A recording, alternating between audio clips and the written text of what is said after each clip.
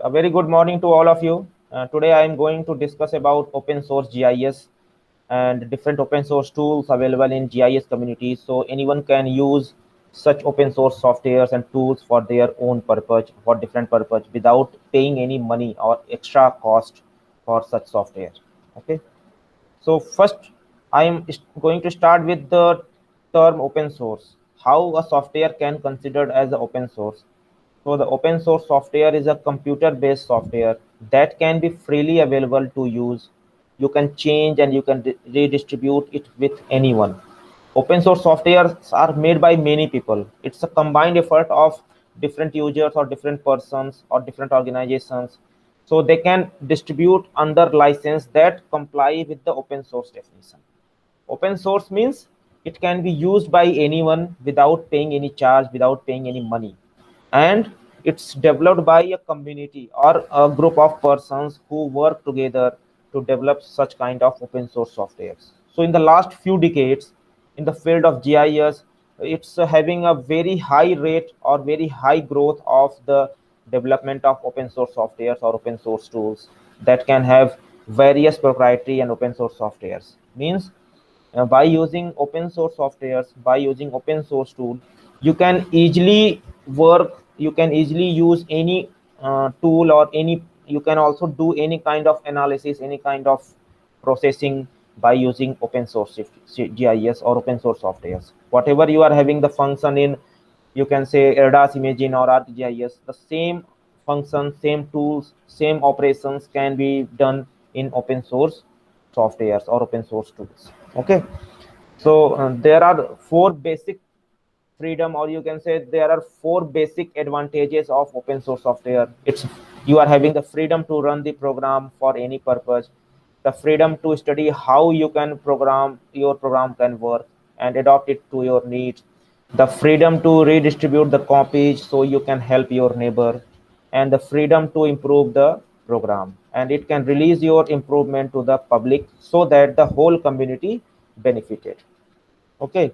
So why people are going to use open source software, why the use of open source software is increased right now? Because it's free of charge, you don't need to pay any money. So one of the major reason behind using open source software is its freely availability. You don't have, if you don't have money, if you don't have fund to afford any proprietary software, so you can use open source softwares without paying any money. It is having the ability to improve or contribute towards your development or of software or any kind of applications. It's a collaborative effort. It's a, you can say, the community based software development process that can work together. So a multiple user can work together on the same software. So a software can be developed by having the tools and processes available from different users and organizations. Okay. So this is all about the uh, need, or this is the way how we can use open source softwares for different purposes. Okay. So there are certain criteria so that a software can be considered as open source software. Not every software can be considered as open source. There are some criteria. The criteria is written here: the freedom to run the program for any purpose, it should be freely redistributed, the source code should be available. Okay, it should have some derived work, there may be the integrity of the author's source code. Means if a multiple users are working on the same open source software, development of same open source software, so we can integrate the codes available from different users. Okay, there is no discrimination against the persons or group. Anyone can use that software from any country or from any organization. And it is redistributable, means you can have the facility to redistribute the license of that open source software. License must not be specific to a product. And when you install open source software or open source tool in your laptop or computer, it should not affect, it should not restrict the use of other softwares which is already installed in your laptop.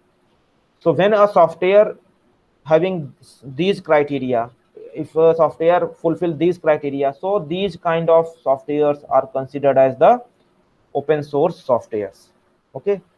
So the open source softwares are having multiple strengths. It is having several advantages, like it's easy to start with, it's easy to use, You can easily learn how to use open source softwares. It's a community based softwares, means you are having the support from the entire community. The community means the person who are working on the development of open source software. Scalability is there, and you can try it before implementing, means before doing any project or before doing any real time data processing, you can try it. So whether it is working properly or not, it's easy to port. You can share it with anyone using some pen drive or some uh, hard drive. Any kind of portability option is available, and you are having the total control over the processing of these tools. Like if you have developed the open source tool, if you have developed open source software, so you are having total control. Like the we are the user, or you can say the developers who developed such kind of open source software. They invented such open source software or tool, so they are having the maximum control over such open source softwares or tool. And it can attract the developers, like whatever the developers, and when you are planning to develop some new tool, so you are having the community. You can contribute your tools, you can contribute your codes to the person working in that organization. Okay, so these are the strengths of using the open source softwares. You are having the total control over the use of open source softwares. And it also attracts more developers to join your community. It also attracts some other users, so they can also contribute in the development of such open source software, whatever you are working or whatever you are going to develop. If you are planning to develop some new open source software, so you can have this support from other users, other community members, so they can have the same tools, or they can have the options to add their own tool for development of such open source softwares. Okay, so this free GIS software, it's a freely available softwares. That's why it is also known as free GIS. Okay, these are some well-known open source GIS tools or softwares present in the market, like FOSS4G. Its full form is Free and Open Source Software for Geospatial Community. OSGeo, it's a open source geospatial community that work on the development of open source tools and open source softwares. GDAL is there, PostgreSQL, PostGIS, GeoServer, OSIM. Okay, then GrassGIS, QGIS, Reflection Research. So these are some open source communities and open source softwares, open source tools available in the market that can be used for the development of new tools and techniques. Okay, there are some other softwares of other open source tools are present in the market, that is Map Server, PostGIS, Falcon View, QGIS. Okay, QGIS is very well known open source tool. It can be used for different purposes. Now, right now, most of the person are using QGIS, and Saga is another good open source software, open source tool. Ilvis is there. Okay, Map Server, TerraView. These are some open source tools. These are some open source softwares, and you can use these softwares, and you can operate any kind of functions. You can have the facility to work or analyze any remote sensing data set, any vector data set, whatever you can do in ArcGIS and ADAS. These softwares are having all the facilities, all the tools, all the analysis options, whatever available in the ArcGIS or ADAS softwares. Okay, so these are very important to use, and you can use it for different purposes. Okay, so why a person can use open source GIS tool? So it is having the marketable skills, means in this ever changing job market, it's a huge benefit to be able to bring a total GIS package to the table. And it is supported by the huge development and support community, and the community is very passionate about helping each other. It's a community. Open source GIS is a community based softwares, community based tools. So a community may have multiple users, they may have multiple developers, programmers, so they can use the community to share their ideas, share their thoughts. They can help each other to develop new tools. Okay, it's low startup cost. You don't need to have more money. So to start such kind of open source tools, you can develop open source tools without having good amount of money. You don't need to invest more money or huge amount in developing such kind of open source softwares. It's now possible to install a complete GIS stack without paying money. Okay, it is totally secured. Whatever the security is present in the proprietary softwares, it is more secure than the proprietary and licensed softwares, and it is having the support by a large development community.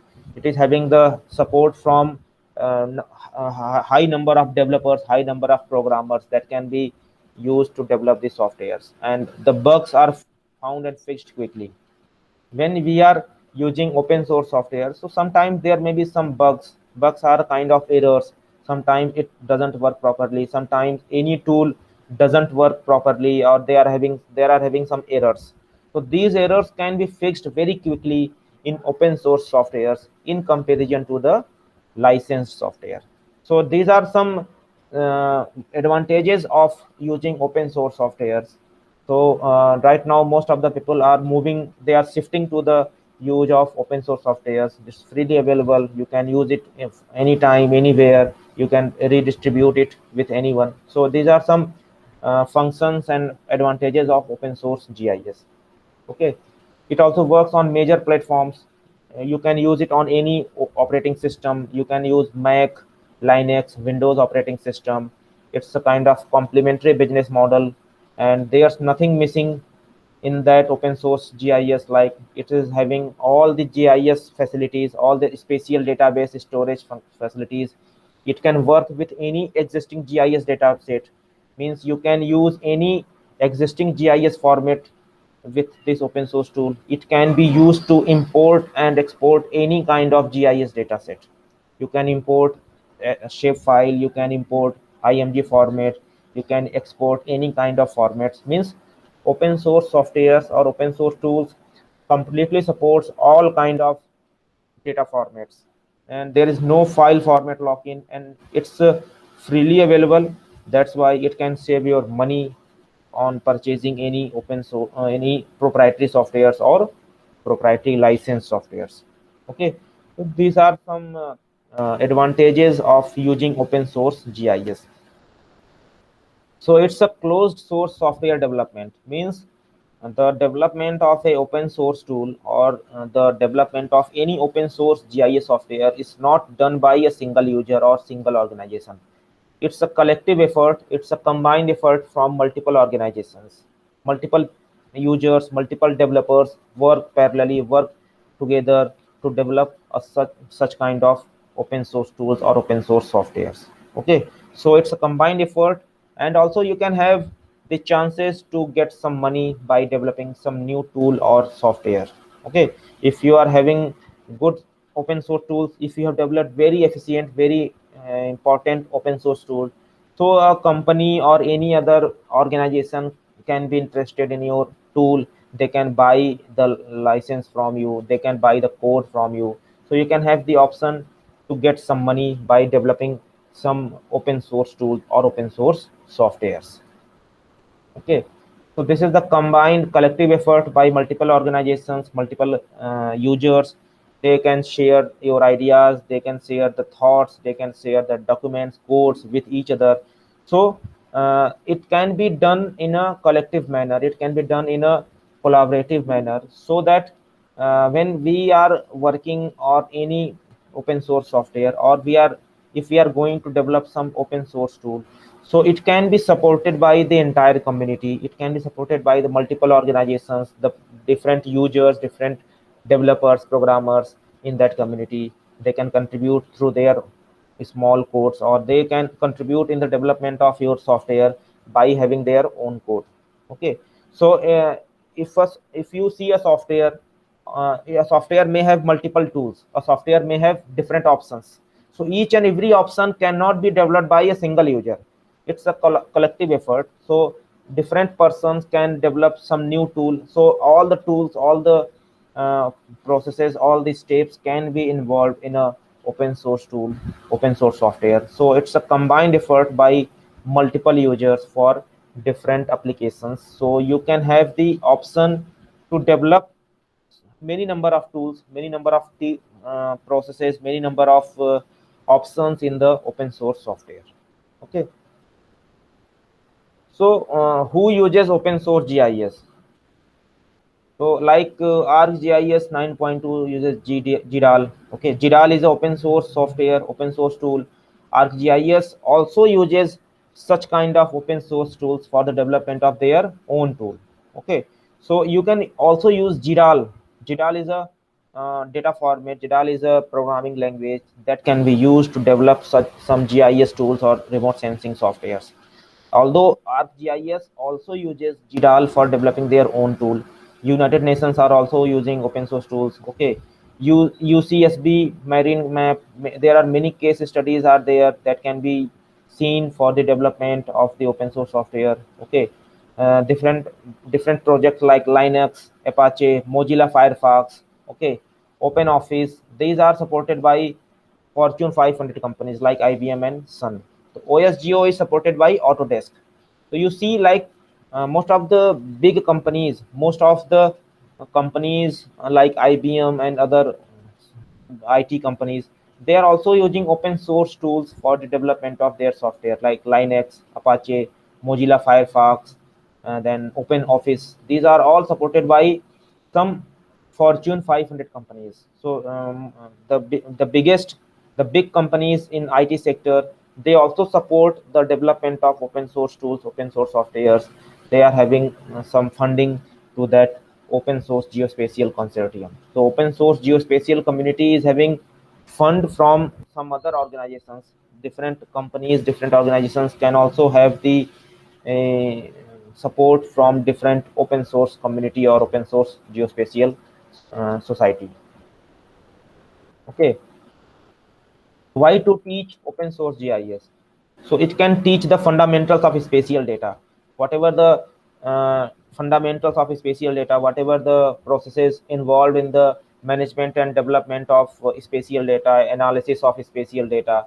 So we need to have the developmental options. We need to teach the fundamentals of spatial data management. Okay, so open source GIS are now becoming an increasingly necessary job skill. Most of the companies are now asking for the skills in the open source softwares. So you should also work on the development of some skills by using open source GIS, open source tools. And it is having the innovative thought that can be shared of the knowledge and source code. And code is open and human readable. When you develop a tool, so you need to write a code, you need to use some programming languages. So whatever the code you have written, whatever the programming languages you have written, you have the option to share your code with anyone, so people can also use your code to develop some new tool.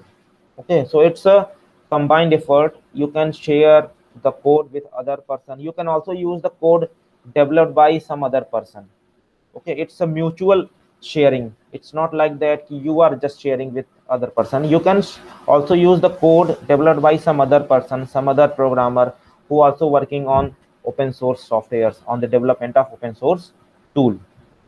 Okay, so these are the alternatives for your GIS needs. These are some open source softwares, open source tools available in the market on the website. These are the website web address of different open source softwares. PostgreSQL, PostGIS.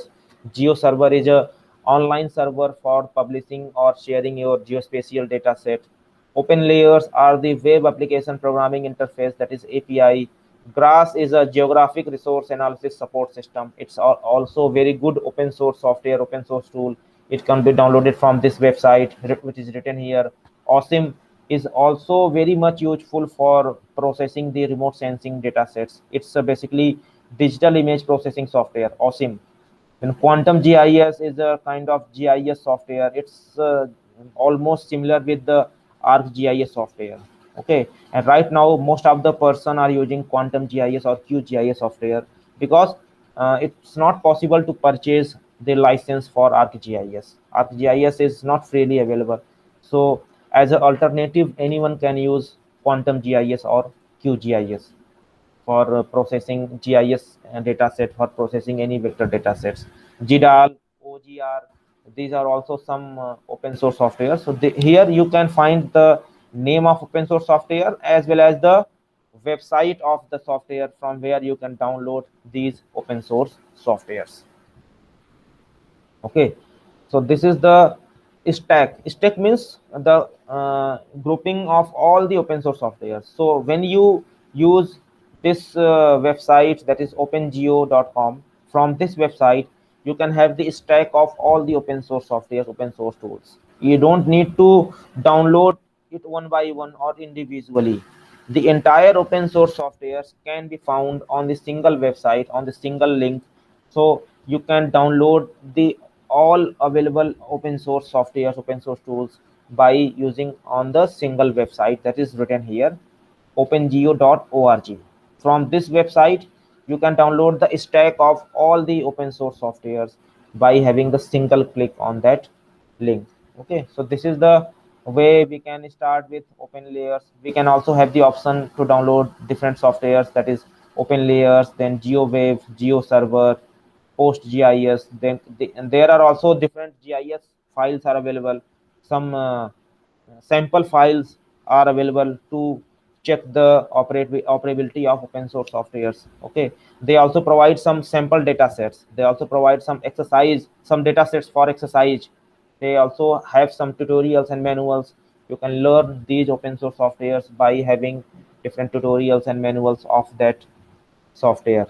They are also having different sample data sets so that you can easily learn, easily operate different open source tools, how they work and how you can operate for different applications. Okay, so this is one of the important open source software, PostgreSQL or PostGIS. It's a very powerful open source object oriented database management system. Okay, it conforms to open geospatial consortium standard. It's similar kind of tools are now available in ArcGIS server. It is secure. You can store your data sets. You can store both spatial and non-spatial data sets in the format of table. That is also a kind of relational database management system. Okay, PostGIS is spatially enabled. It's a server-based software, and it allow you to use as a backend spatial database, just like Esri's SDE. So the Open Source Geospatial Consortium (OGC), it's a non-profit international voluntary organization that is leading the development of the standards for geospatial and location-based services. So the Post SQL and PostGIS. These are the combination of two open source tools. These are the server based softwares. They can be used to store your data sets on the cloud, on the website. They are server based software. So you can use it from anywhere. You don't need to install the softwares in your laptop. Okay. Right now, then another software is GeoServer. GeoServer provides you the outputs in the form of different formats, data formats. It provides you the data format in WMS, WFS, KML format, GeoJSON, GeoRSS. Okay, it can be shareable and it can be edited by anyone. It's an open standard that can allow the publishing from any major spatial database. It can also integrate with existing APIs. Okay, it can be work on Google and Yahoo. It can connect the ArcGIS server also, and WMS can be easily added into the existing ArcMap. So GeoServer is a open source software. It's a server based software. It can work on this server. You don't need to install it in your laptop. It's totally based on this server, and the codes can be written in the Java language that allows the users to share and edit the geospatial data. It is designed for the interoperability. It publishes the data from any major spatial data source using open standard. And GeoServer is the reference that is used for the implementation of Open Geospatial Consortium, Wave Feature Services, that is WFS, Wave Coverage Services, WCS standards, as well as a high performance certified complement wave map services. So GeoServer forms a core component of the geospatial community or geospatial website. GeoServer, this is the way in which it works. Okay, so you can have the multiple options when we are going to use GeoServer. So it's totally based on the server. It's a server based software. So it can integrate multiple formats like Geo, RSS, WMS, WFS, KML data format can also be supported by Geo server. Okay, it can also support TIFF file format, shape files. Okay, and it can having the option to integrate Oracle, WFS. So you can see it's a very good open source server based GIS software that can support almost all the formats, all the data formats, and also you can integrate multiple data formats using Geo server based software. Okay. OpenLayer is another open source software. It's based on JavaScript. Means the codes written for OpenLayer is in the Java. Java. Java is a programming languages. Java language is used for writing the code for OpenLayer. It's similar to Google Maps. Okay, it makes the dynamic mapping web page very easily. It provides the tools that can be needed to easily add your map to the web page. Okay, by using OpenLayer, you can upload your map on the website. It allows the overlapping your own data. It can display the map titles in the markets that can be loaded from any source. So open layers makes it easy. This software makes it easy to put a dynamic map in any web page. You can publish your map on the website by using open layer, and it can display your map titles. It can display the markers loaded for any user. OpenLayer is a pure JavaScript based software. The codes for this OpenLayer can be written in the Java language. Okay, and it is having the implementations that for building the rich web based geographical applications. It's similar to Google Maps. Okay, like whatever you can use the Google Maps provides you the maps. And so in the same way, open layers can provide you the maps, and it's having MSN virtual earth. And with no important differences, open layer is free software. It can be developed for by the open source software community. So instead of using Google Map, you can also use open layers because they are having the functions to upload a map on the website. So anyone can use that map or website. GRASS is very important, very useful open source tool. Its full form is Geographic Resources Analysis Support Team. Okay, it can manage any kind of geospatial data. It can also be used for image processing. It can produce the maps, graphs, and it can also be used for modeling purposes. Okay, so it is having the options for many tools, functions. It is having a lot of tools and functions in the GRASS, and it can be having the complexities in some cases. Okay, there's a simple user interface through QGIS, but you can also use it through QGIS. Okay, so commonly referred to as GRASS is a GIS software that can be used for the geospatial data management. GRASS is currently used in academic and commercial settings around the world, as well as many government organizations, different consulting companies, different agencies are using GRASS software. It's a official project of the Open Source Geospatial Foundation or Geospatial Consortium. OSIM full form is Open Source Software Image Map. Okay, it's based on C++ programming languages. The codes which can be used for writing for OSIM is C++. So C++ library provides the advanced remote sensing image processing tools. It includes the ortho rectification. You can also do the precise terrain correction. Sensor models are also available. It is very much used for mosaicing and subsetting of the satellite images. It is also having the option for the fusion, and it can support the wide range of map projections. It supports different kind of map projections and datums, and it can be used by different commercial and government organizations. And it can OSIM Planet. It's an extension of OSIM. It can be used to produce the accurate three-dimensional model of the Earth surface. Okay, so it is also another good open source software that can be used for different purposes. It can be used for digital image processing. It can be used for different geospatial data processing, and also it can be used to create the accurate 3D building or accurate 3D model of the landscape. Quantum GIS is very famous, is very well known. It's very user friendly, very easy to use open source software. It can work directly with shapefile or any kind of GIS data format. It can work on Windows, Mac, Linux. It's freely available, and there are a lot of plugins and a lot of tools are available. Okay, it allows any kind of spatial analysis. You can do any statistical analysis. 3D analysis is also there, and the user interface of QGIS is very easy. User can easily use open source GIS, that is QGIS software. Okay, it also having a lot of options available. It is having many tools and techniques available in the QGIS software. And also you can import or export the data format into any GIS format by using Quantum GIS or QGIS.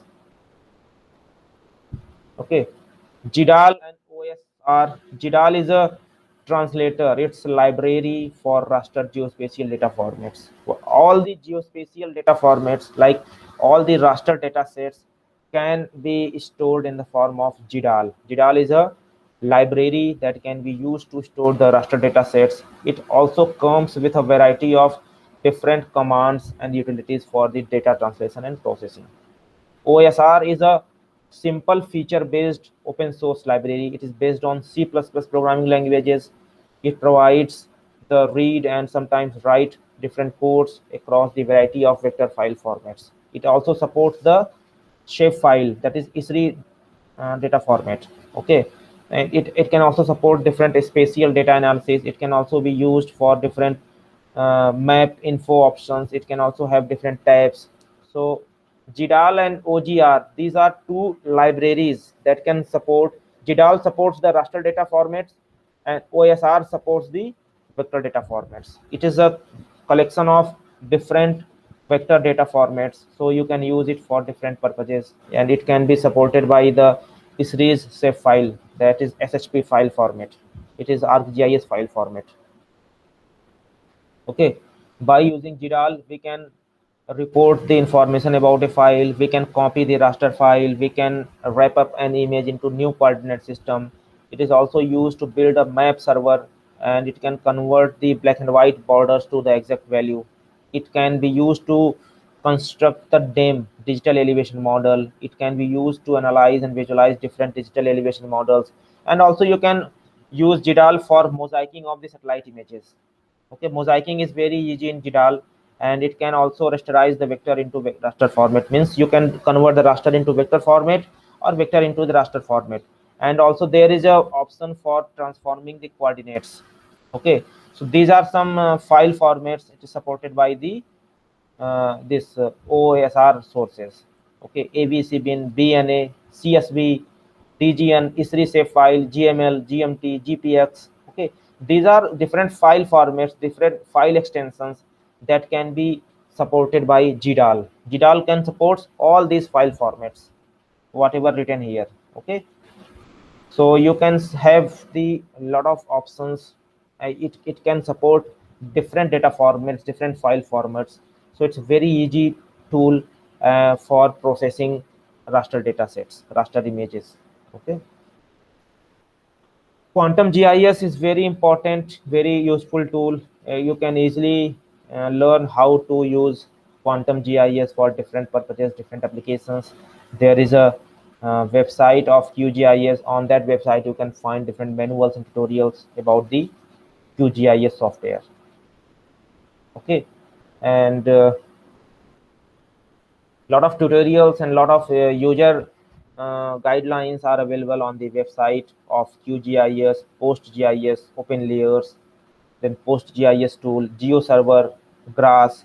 So you can visit the website of individual open source tool, and you can find a lot of tutorials, a lot of manuals and different user guides on how to use these open source softwares or open source tools. Okay, there are also different workshops have been conducted on using open source tools, open source softwares. Okay, so they are having some blogs. They are having a good amount of information about open source GIS tools, open source softwares. You can also create your own blog. You can write different codes, different programs, different source code for different open source tools. Okay, OpenGeo workshop is a kind of installing GeoServer basics. It can work with the PostGIS. It can create a base map. It can work with open layers and Google Earth engine, Google Earth images. Okay, so there are several tutorials and user guidelines are available on the website of that open source tools and softwares. Okay, so if you want to get involved with open source GIS consortium, so there is a two website, that is one for OSGeo and the second one is for general help on getting started with OSGeo. So you can visit these websites for getting detailed information how to work on open source GIS, how to contribute as a programmer or developer for developing any kind of open source tool, any kind of open source software. Okay, so these are some of the websites that are very much useful for getting information about the open source tools and softwares. Okay, these are some references that can be used for different GDAL or different kinds of open source tools and availables. Final thoughts, final concluding remark of today's lecture is that in the spirit of open source, this presentation should really be viewed in OpenOffice Impress. Okay, more detailed information about PostGIS can be found on this website. There's also a book becoming there about QGIS. You can have the option to visit the website about, if you can have the more information about GeoServer, you can visit the website of GeoServer. Okay, there is also some discussion about the PostgreSQL, PostGIS, and ArcGIS server by using this website. Okay, there is also a white paper, very important white paper is available on the OpenGeo architecture, and open source as a descriptive technology can be used. And there are also geospatial geospatial consortium, that is an open source microscope. Or using this on visiting that website, you can have very important information about the different open source tools and softwares. Okay, Spatialite is another good website on which you can have the information about the different open source tools and softwares. This is based on the California Geographical Society. The Californian Geographical Society talks on the potential use of Spatialite to replace the shapefile in ArcGIS. So you can see a lot of information is available on the website about the open source consortium, open source community, open source tools and softwares. Most of the organizations, whether government organizations or private organizations, they are also promoting the use of open source tools and open source softwares, so that people can have easy access to the softwares and tools, and there may be the options that can be shared with anyone, so anyone can use these websites, these tools and softwares. Okay, ZigGIS is an ArcGIS desktop extension that allows you to connect directly to the spatial data which can be stored in PostGIS. It is a lightweight option allowing you to centralize your spatial data. Using this open source ZigGIS tool, you are able to take the advantages of the advanced analysis and cartographic tool of the ArcMap while leveraging the superior spatial data storage and management capabilities of the PostGIS. ZigGIS enables you to view, visualize, or edit any spatial data format.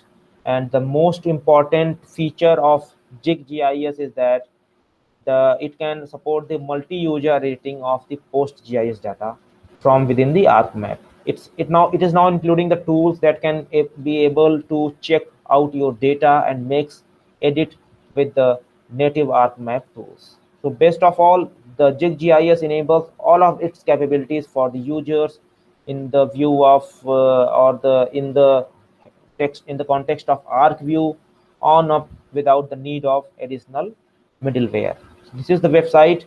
Using by visiting the website, you can have the detailed information about the GIS open source tool. It's an extension of ArcGIS desktop, and it can allow you to operate. It can allow you to analyze the spatial data that is very much important in remote sensing and GIS application. Okay, as afterthought, I had portable GIS was a really good introduction for myself. Okay, So the philosophy behind the idea was to provide the beginners with a ready installed and configured stack of open source GIS tools that would run in Windows without the need for emulation or a live cat. By taking out the often difficult installation and configuration, I hope to make it easier to beginners to get started with open source GIS so that they are not before they are having the options before it getting the use and fun.